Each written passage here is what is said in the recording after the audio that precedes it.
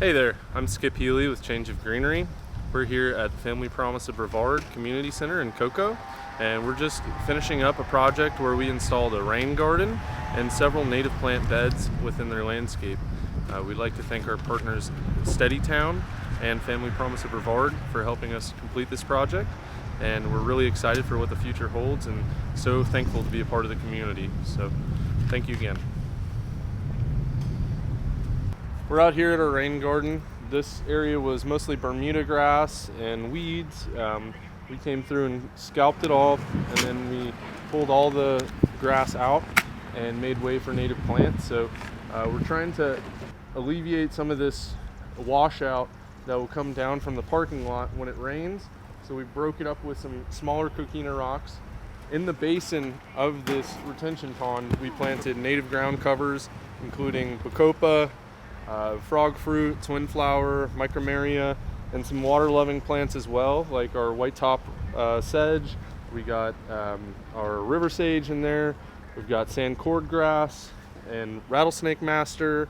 So we're hoping that this all fills in really nicely and is lush with native ground covers that pull in pollinators.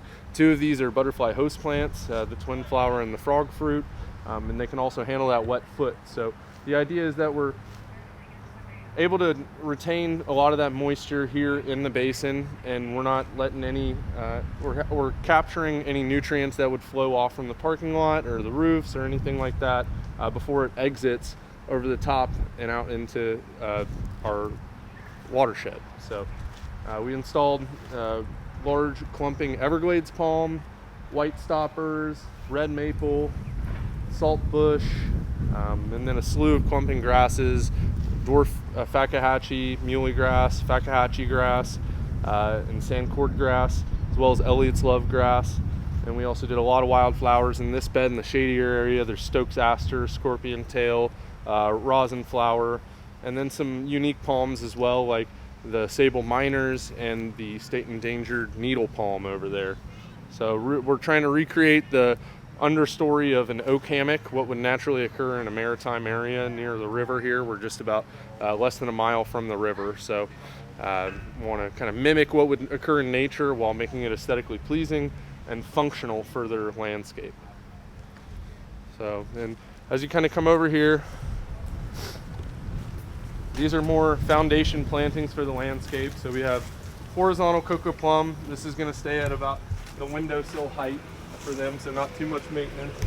And we have a mixed wildflower bed here, so this is everything from goldenrod, June sunflower, conardina, silkgrass, coreopsis, button sage, yellow top, elephant's foot, bee balm. So we got probably about 25 plants in there, and maybe about like 10 different species of wildflower. And in this main bed here, we haven't gotten to water yet today, we're just finishing up, but we have eastern gamma grass behind a gumbo limbo tree, and then we have two necklace pods, two shining leaf coffees, a couple kuntis, and then we have pineland heliotrope on the sides, and button sage around that gumbo limbo, and a couple of beach creepers down towards the front. This is a full sun bed, so other than getting a little bit of water every once in a while, we wanted to go with plants that can take a dry foot. And these are two small beds that we kind of wanted to rework. So there was a juniper and maybe Indian hawthorn in here. So we went with the beach creeper, or the golden creeper again. So this is almost like a succulent. It's going to spill over the edges and fill in this whole area. And we also went with this coral honeysuckle. The coral honeysuckle has these beautiful flowers. They're tubular shaped blooms. Butterflies and hummingbirds love to nectar on those.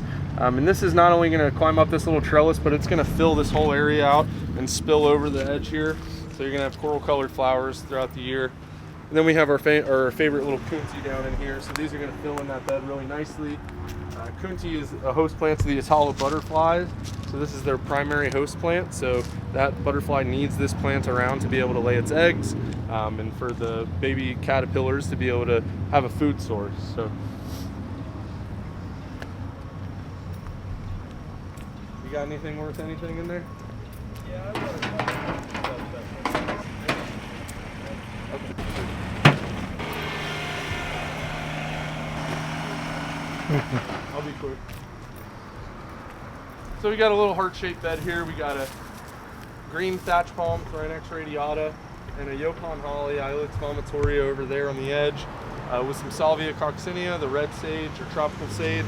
And we're going to fill in, we ran short on a couple plants, but we're going to fill in this with some rosin flower just within this area.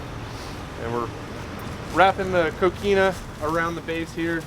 The coquina is a natural resource in Brevard County. A lot of times when you're near the river and you're digging a hole, sometimes you'll find this coquina, especially near like Rockledge, Cocoa area. And so this is locally sourced. We get rocks that are anywhere from 22 inches to 4 inches big, and we hand sift them and put them out in the beds and use them as a border so someone can use their weed whacker or edger up against them and not have too much of an issue. Also helps keep that mulch in. And this is the last little bed that we did. So we just wanted a lot of texture in this bed. It's right on the corner, a pretty popular corner on Peachtree and right off of US 1. So we have 2 beautiful cabbage palms and a nice live oak here.